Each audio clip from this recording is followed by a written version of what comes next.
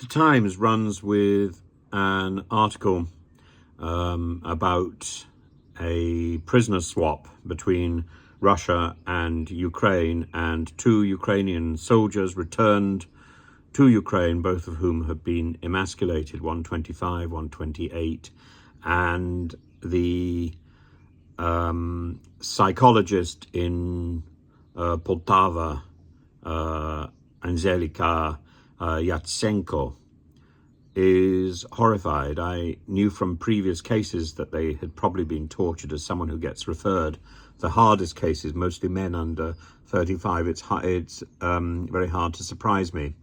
When they finally told her the first time, I behaved not like a professional psychologist. I'd never heard anything so horrible.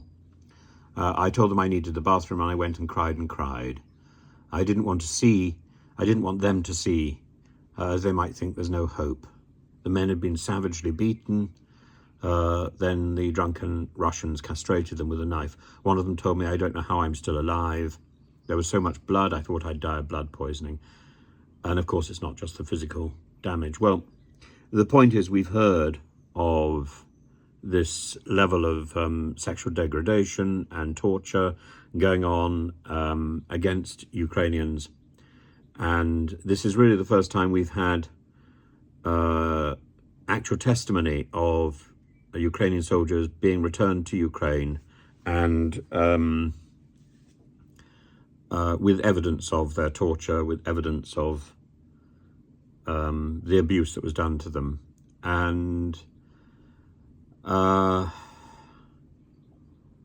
one of these soldiers has re-enlisted and gone back to the front.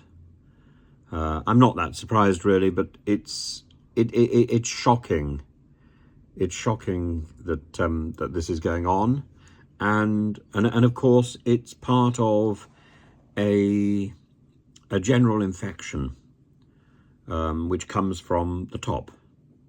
This war is led by evil, and when evil is out of control, everyone is infected.